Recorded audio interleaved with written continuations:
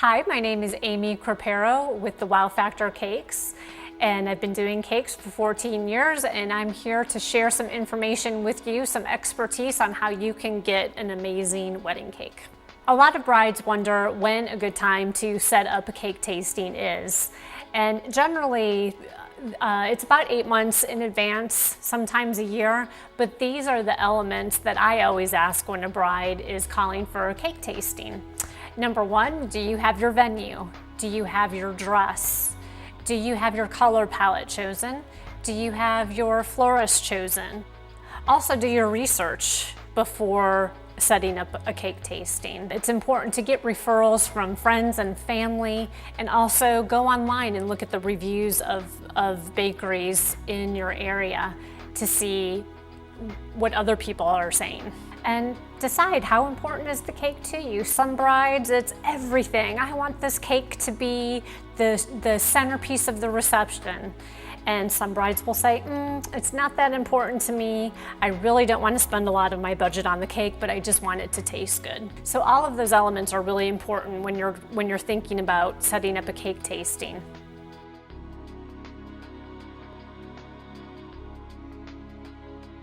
So here's what to expect when you go in for a cake tasting. Most bakers will have a variety of fillings and flavors for you to sample, which is great. There are a couple different consistencies of wedding cake. Of course, there's a sponge cake, which is your light and airy cake, and then there's also a pound cake, which is a denser, heavier cake. Let's talk a little bit about the fillings for the cakes, which of course is the fillings that go in between the layers of each tier of a cake. Some of the different fillings can be a chocolate mousse, a white chocolate, hazelnut, peanut butter, raspberry. You have fruit fillings and rich fillings. Some people like to offer maybe a couple different variety of those fillings and flavors. There are two predominant icings on wedding cakes.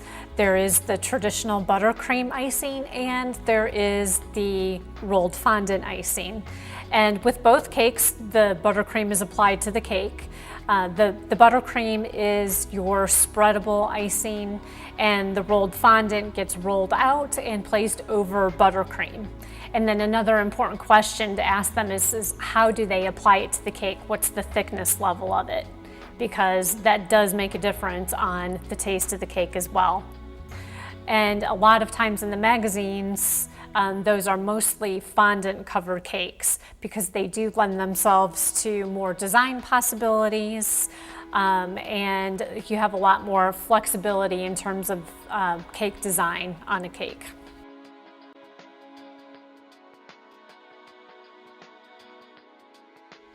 There are so many variations in cake designs these days. They've come such a long way. So anything that you can bring in to help inspire that cake design is most helpful to the baker. For example, on a birthday cake, if you bring in an invitation or the cake plates or something like that, that the designer can pull inspiration from, then that is most helpful. For wedding cakes, if you bring in your color swatches, your types of flowers that you're using, your color palette, your linens from on the cake table. So this piece of lace right here, for example, it was given to us by the bridal shop, and for the bride's dress, from the bride's dress, of course, and we completely implemented that lace patterning, as you can see, onto the design of their wedding cake. It's been completely replicated. Another thing to think about on the design of the cake would be sugar flowers versus real flowers. Of course, sugar flowers drives up the cost of the cake. So these are design elements that you want to think about.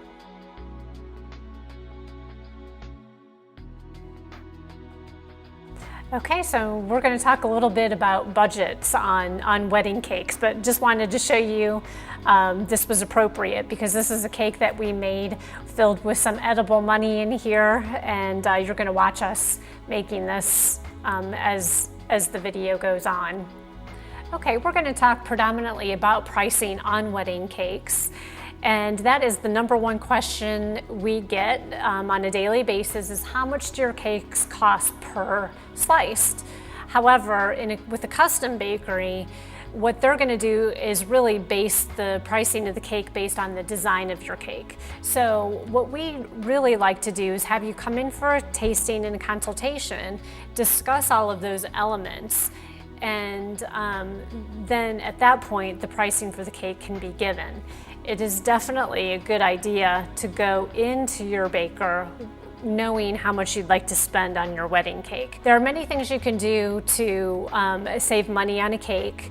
One, you could do fresh flowers instead of sugar flowers. Sugar flowers are handmade, they're very time consuming. They are definitely artwork on the cake, but they're not as budget friendly, of course, as real flowers are. Another way to save on the wedding cake would be, instead of saving the top tier for your 1-year anniversary, you can choose to serve that cake to your guests that evening.